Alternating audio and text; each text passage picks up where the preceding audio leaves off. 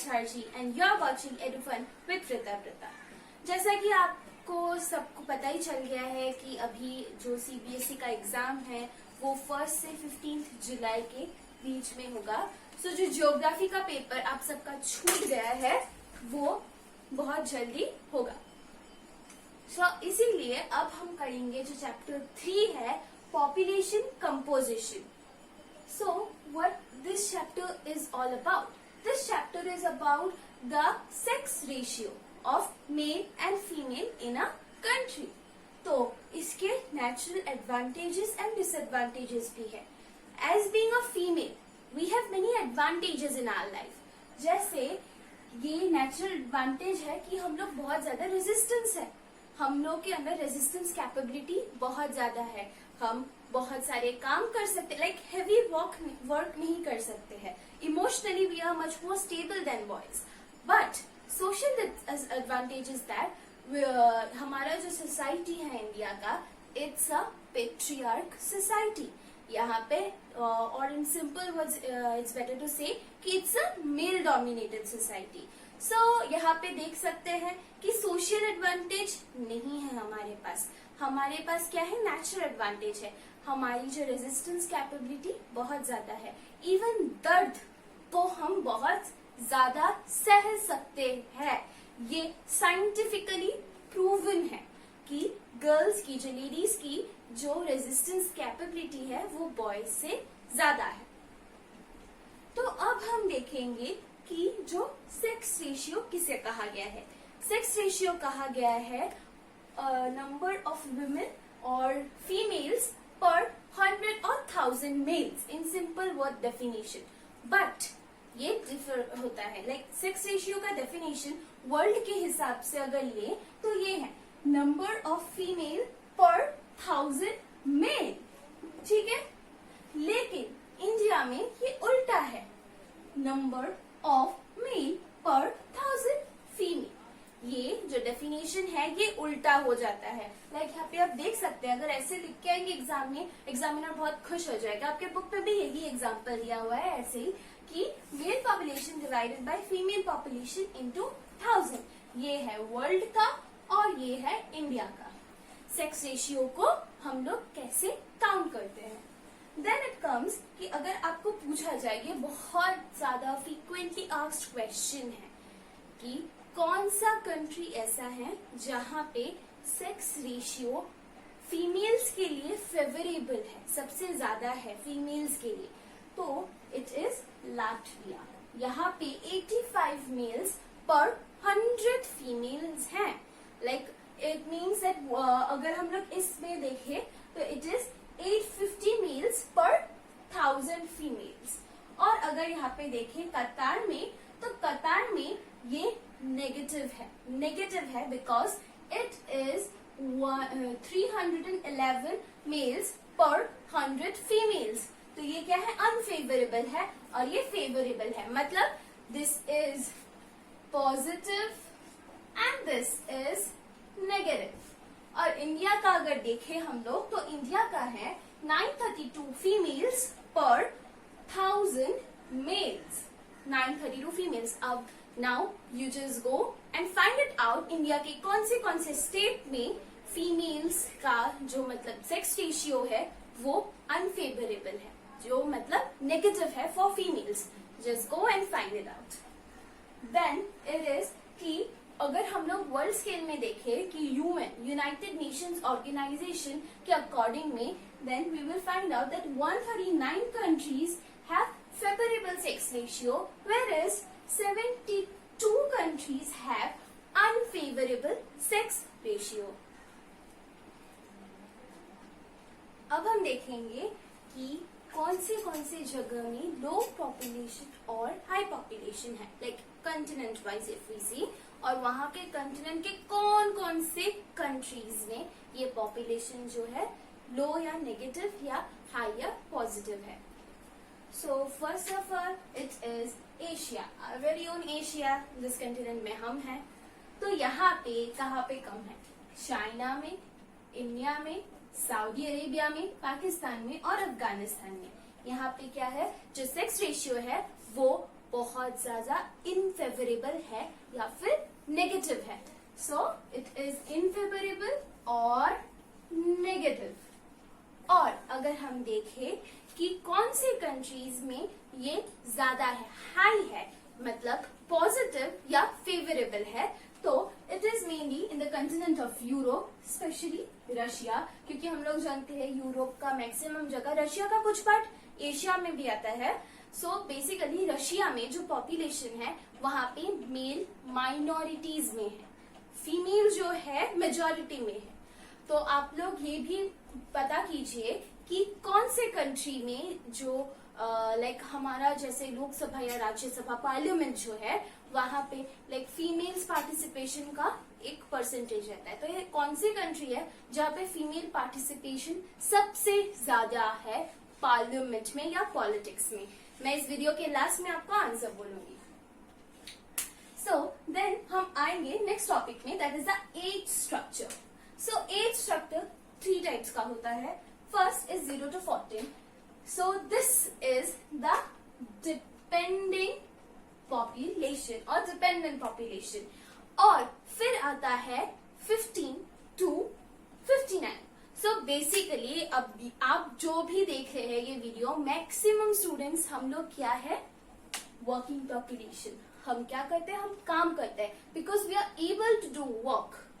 0 to 14 में हम dependent होते हैं कि पेरेंट्स के ऊपर कहीं पे भी. लाइक इंडिया में तो भाई 29-30 इयर्स तक बच्चे अपने पेरेंट्स पे ही डिपेंडेंट होते हैं. लेकिन अगर हम लोग ये कंडीशन देखें बाहर की कंट्रीज में, जैसे अमेरिका या फिर ऑस्ट्रेलिया, यहाँ पे 15 या 16 होने के बाद ही अपने बच्चों को बाय बाय कर देते हैं पेरेंट्स कि तुम लोग घर से निकल जाओ, खुद का काम ढूंढ लो. और अगर अब तुम्हें इस घर में रहना है देन यू हैव टू पे एज रेंट. अभी तो हमारे यहाँ पे तो जब तक नौकरी नहीं मिली भाई साहबजादे या फिर साहबजादी को घर पे बिठा के हमको खिलाना है. ये तो कॉन्सेप्ट है इंडिया का. लेकिन बाहर के कंट्रीज में ऐसा नहीं है. क्योंकि मेनली बिकॉज ये जो एज ग्रुप होता है, ये एज ग्रुप काम करने के लिए एबल है. ये 0 to 14 में तो आप लोग काम नहीं कर सकते ना, वो हम लोग चाइल्ड रहते हैं. और ये एडोलेसेंट पीरियड 15 to 59 में एडोलेसेंट पीरियड भी आता है, एंड देन एडल्ट एज भी आ जाता है, एंड देन मेच्योर्ड एज, और हम पूरा एज ग्रुप आ जाता है. यहाँ पे हम काम कर सकते हैं. सो इसीलिए this age group is called working age group और working population. And then it comes 60 above, जो होते हैं डिपेंडेंट. ऑब्वियसली 60 के बाद ही इंडिया में रिटायरमेंट एज आ जाता है because that is dependent. So ये दो जो एज है 0 to 14 and 60 above, these two ages mainly falls in dependent. कि ये जो एज ग्रुप होता है वो डिपेंड करता है जो वर्किंग पॉपुलेशन है. ऑलवेज कीप इन माइंड, जो डिपेंडेंट पॉपुलेशन है वो किसके ऊपर डिपेंड करेगा, वर्किंग पॉपुलेशन के ऊपर. सो ये जो एज ग्रुप है वो वर्किंग पॉपुलेशन के ऊपर डिपेंड करता है. Then what is ageing population? So basically ageing population वो पॉपुलेशन ग्रुप है जिसको हमने कहा है 60 and above. It is 60 and above जो एजिंग पॉपुलेशन है. और जो हम लोग नेक्स्ट टॉपिक पढ़ेंगे that is the age structure या एज सेक्स पिरामिड, तो वहां पे देखेंगे कि एजिंग पॉपुलेशन का क्या वैल्यू रहता है. सो बेसिकली 60 अबव जो है they are not able to do any new works. अब obviously you will ask me कि Ratan Tata, he is obviously 60 up, Amitabh Bachchan 60 up, but they are assets of India, right? कि वो लोग कितना करें, it's not for everyone. लेकिन 60 above होने के बाद many people can't do work, वो physically unable हो जाते हैं. So that's why जो 60 above population है that is aging population, और वो population नेगेटिव में चला जाता है. अगर किसी कंट्री का एजिंग पॉपुलेशन मतलब 60 अबव जो ये है 60 अबव पॉपुलेशन ज्यादा है, मतलब वो कंट्री डेवलप्ड नहीं है. जो पॉपुलेशन होना चाहिए that is the youth, that is 15 to 59. ये पॉपुलेशन जिस भी कंट्री का ज्यादा होगा उनका वर्किंग स्केल डेवलपमेंट बहुत ज्यादा होगा. पहले ही मैं सॉरी बोल देती हूँ बिकॉज ये फिगर बहुत अच्छा नहीं है. बट समझ में आएगा, इसलिए आप लोग के बुक में भी है ये। सो बेसिकली यहाँ पे जो 8 सेक्स पिरामिड है, इसके 3 टाइप्स होते हैं। सो फर्स्ट जो रिप्रेजेंट करता है अंडर डेवलप्ड कंट्रीज को, so the first example we have is of Nigeria, जो कि है ट्रायंगुलर पैटर्न। यहाँ पे देखिए मैंने एज ग्रुप को मेंशन किया है, तो यहाँ पे आप देख ही सकते हैं। तो यहाँ पे क्या है, जो बर्थ रेट है वो बहुत ज्यादा हाई है, लाइक 0 to 4 देखिए कितना ज्यादा पॉपुलेशन है, और जितना टाइम जा रहा है ये क्या है, डेथ रेट्स बढ़ रहे हैं। सो क्या हो रहा है, बेसिकली जो वर्किंग पॉपुलेशन है वो भी नहीं है, और जो एज पॉपुलेशन भी वो भी कम है। सो यहाँ पे मेडिकल फैसिलिटीज भी अच्छी नहीं है, इसीलिए एज पॉपुलेशन मर रहे, और फिर वर्किंग पॉपुलेशन की भी डेथ हो रही है। So these type of countries जहाँ पे ट्रायंगुलर पैटर्न रहेगा, so that type of countries falls under the under developed chart. Okay, ये क्लियर है कि अंडर डेवलप्ड कंट्रीज किसको कहा जाता है। तो इसका एग्जाम्पल है नाइजीरिया, आप देख ही सकते हैं।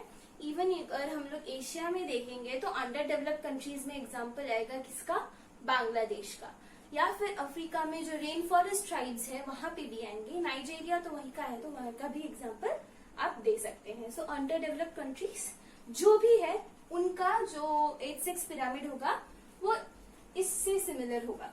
सो 8 सेक्स पिरामिड बनाते कैसे हैं, सो बेसिकली फर्स्ट में आपको यहाँ पे क्या लिखना होगा, एक साइड में एज मेंशन करना होगा, and then one side will be for males and one side will be for females. So मैंने यहाँ पे जो किया नहीं है वो है कि मेल्स को एक साइन देना पड़ता है एंड फीमेल्स को एक साइन देना पड़ता है, ऐसे हमने दे दिया। लाइक मेल्स पूरा में आप मेल्स को स्टार दीजिए एंड फीमेल्स को कुछ भी एक डॉट दीजिए, एक सर्कल दीजिए, ऐसे आपको देना पड़ता है। तो लाइक डिस्टिंग्विश हो जाता है इजीली मेल का कौन सा है, फीमेल का कैसा है। सो दिस इज लाइक ये एक पिरामिड रिजेम्बलेंस देता है ना, so that's why it is called the 8 sex pyramid. तो ऐसे हम लोग बनाते हैं। अब देखेंगे हम लोग जो नेक्स्ट है, नेक्स्ट ग्रुप ऑफ जो नेक्स्ट स्ट्रेटा के लोग हैं, that is the developing countries. So developing countries में क्या रहता है, तो this is bell shape because it is like this. Bell कैसा रहता है हमारा, ऐसे रहता है ना। So basically this is bell shape, like ऊपर से छोटा, नीचे बीच में जो एजिंग पॉपुलेशन है वो कम है, फिर जो वर्किंग पॉपुलेशन है वो ज्यादा है, और जो डिपेंडेंट जो बच्चे हैं वो ऑलमोस्ट कम। बिकॉज अगर वर्किंग पॉपुलेशन मतलब जो बच्चे अगर बर्थ रेट ही कम होगा तो एजिंग पॉपुलेशन तक पहुंचेगी कैसे। तो जो बर्थ रेट है वो स्टेबल है, इतनी ज्यादा भी नहीं है कम भी नहीं है, सो इट्स स्टेबल बेसिकली। तो इसीलिए क्या है, लाइक बर्थ रेट्स बहुत ज्यादा है। जैसे इंडिया आता भी है, लेकिन मतलब India is basically a country जो डेवलपिंग को पार कर चुका है, लेकिन वो डेवलप्ड हुआ नहीं है अभी तक, because just because of its population. और जो हमारा वर्किंग पॉपुलेशन है, वी इंडियंस का क्या है माइंडसेट, गवर्नमेंट जॉब हो गया, लाइफ सेटल, डन, मतलब गारंटी है नौकरी की। बट लाइक जो बाहर के देशों में होता है, दे प्लान अ बिजनेस, एक बिजनेस सेटअप होता है, उसके बाद वो इन्वेस्टमेंट करते हैं ऐसे। तो उनका जो आइडियोलॉजी अलग है, इसीलिए जो अमेरिकाज में इसीलिए ज्यादा डेवलपमेंट है, बिकॉज वो लोग प्लान करके रखते हैं, लाइक एक बिजनेस होगा एंड ऑल। तो बिजनेस अगर ज्यादा होगा अपनी कंट्रीज में, अगर आप लोग मेकअप ज्यादा करेंगे, स्टार्टअप ज्यादा होगा, तो कंट्री ऑब्वियसली ज्यादा प्रोग्रेस करेगी। इसीलिए मेक इन इंडिया का जो पर्सपेक्टिव रखा है हमारे प्राइम मिनिस्टर श्री नरेंद्र मोदी जी ने, it's just because of this कि अगर हम लोग इंडिया में प्रोड्यूस करेंगे तो बाहर के टैक्सेस कम लगेंगे, और अगर टैक्सेस कम लगेंगे तो क्या होगा, हमारा ही डेवलपमेंट होगा। सो अब जो थर्ड टाइप का है, that is narrow at bottom and top. It is look at this, it is narrow eight top and narrow at bottom. Like birth rate भी कंट्रोल्ड है एंड डेथ रेट भी एकदम कम है। लाइक जो as population like 80 और 70 अब जो है, like it is 71 to 80 I think. जो 80 के पॉपुलेशन है, ये लोग स्टेबल्ड है कि 80 अब लोग भी मतलब है, यहाँ पे सब है ये लोग। लेकिन हम लोगों ने क्या किया, जो वर्किंग पॉपुलेशन है, हमारा main target is this, that's the working population. अगर ये ज्यादा है मतलब कंट्री का डेवलपमेंट प्रोग्रेस 101% है. So, अच्छा मैंने यहाँ पे नहीं बोला था आपको कौन सा कंट्री, दैट्स ऑस्ट्रेलिया. और यहाँ का countries most often that is Japan और अमेरिका. जापान में कितना डेवलपमेंट है, हिरोशिमा नागासाकी खत्म होने के बाद भी उन्होंने इतना जल्दी कैसे किया, बिकॉज उनका जो डेमोक्रेसी था वो प्लान्ड डेमोक्रेसी था, इसीलिए वो इतनी जल्दी इन्होंने इतना प्लान एंड डेलिबरेशंस एंड जो सेटअप था वो परफेक्टली था, इसीलिए वो इतना जल्दी प्रोग्रेस कर पाए. And now they are developed countries. So अगर बोलेगा कौन सा, मतलब जापान के लिए कौन सा पिरामिड यूज करता है, then you can simply say that it is narrow at bottom and top. And Australia के कौन सा बेल शेप्ड, एंड नाइजीरिया के लिए कौन सा, मतलब आपके दिमाग में सिर्फ इतना रहना चाहिए कि कौन सा कंट्री डेवलप्ड स्ट्रेटा में आता है, कौन सा डेवलपिंग स्ट्रेटा में आता है, कौन सा आता है अंडर डेवलपमेंट. अगर ये डिस्टिंग्विश आपने कर लिया, अगर ये समझ में आ गया आपको, तो आप इजीली अब क्या कर सकते हैं, डिफाइन कर सकते हैं कि कौन सा कंट्री क्या है. सो बेसिकली ये जो 8-6 पिरामिड है, अगर आपको डिफाइन करने दिया गया और आपने ये ड्राइंग बना दिया तो आपको बहुत अच्छे से मार्क्स मिल जाएगा इसके लिए. अब हम लोग देखेंगे जो इस चैप्टर का लास्ट टॉपिक है, that is very important, that is the rural urban composition. Rural urban composition, push factor, pull factor. Very often ये तो आएगा ही आपका. पुश फैक्टर क्या है, पुल फैक्टर क्या है, कौन कौन से रीजन है, रूरल जगह में क्यों लोग रहना प्रेफर करते हैं, अर्बन जगह में क्यों रहना प्रेफर करते हैं.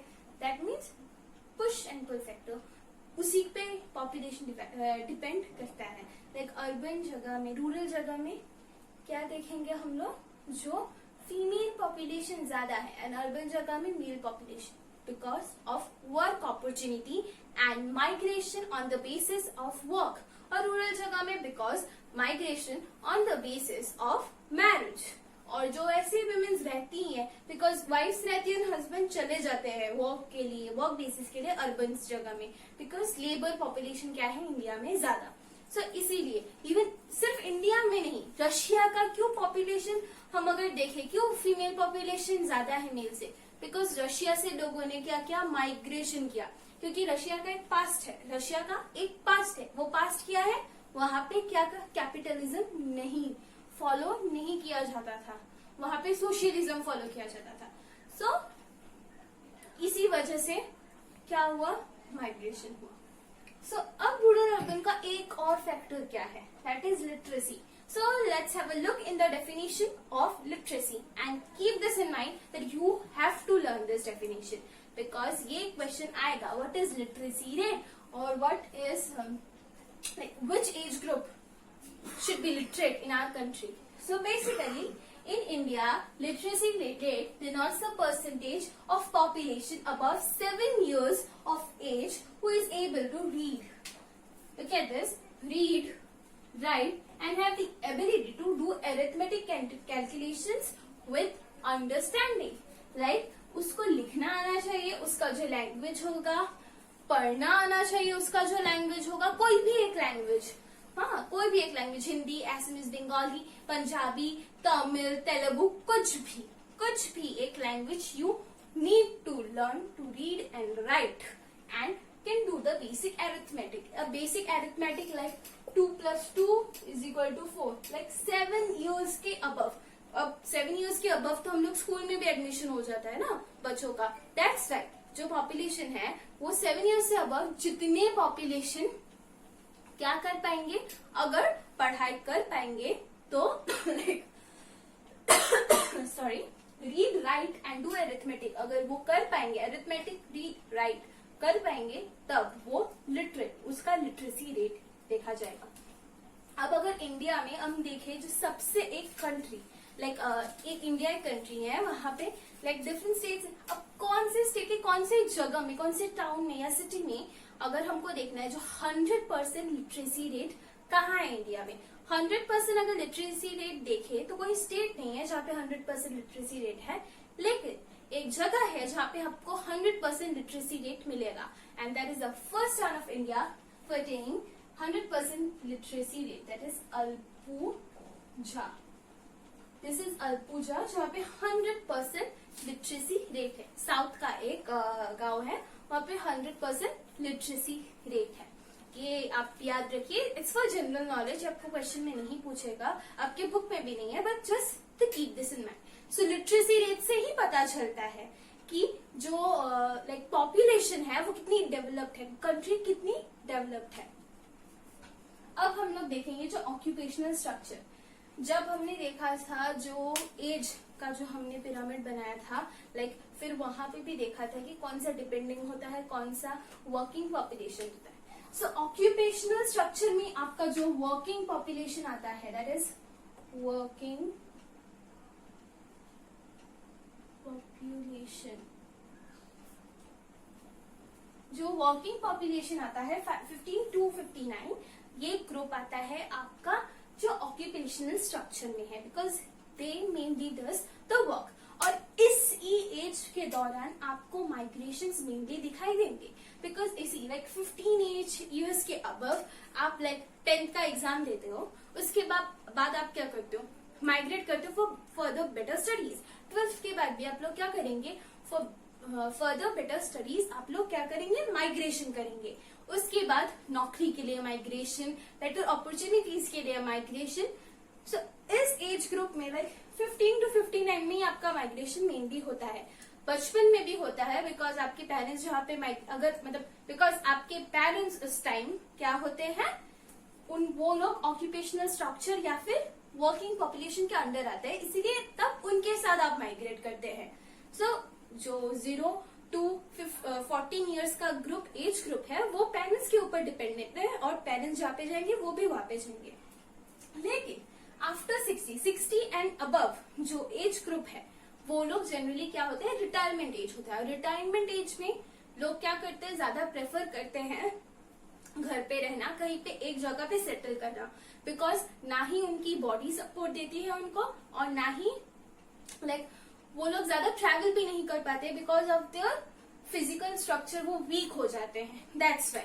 सो लाइक एक्सेप्शंस हर जगह में है, लाइक बाद में भी लोग ट्रैवल करते हैं, लाइक जो उनके भी बच्चे होंगे जो आएंगे वर्किंग पॉपुलेशन में, वो ट्रैवल करते हैं, तो उनके साथ भी पेरेंट्स बहुत टाइम ट्रैवल करते हैं। बट मेनली बाकी जो दो ग्रुप है वो डिपेंडेंट होते हैं किसके ऊपर, जो वर्किंग पॉपुलेशन होता है, और वर्किंग पॉपुलेशन हमेशा माइग्रेशन करता है। So basically migration is based on working population, और जो डिपेंडेंट पॉपुलेशन होता है लाइक 0 to 14 और 60 एंड अबव, वो उनके ऊपर डिपेंड होता है। सो this is all in this chapter.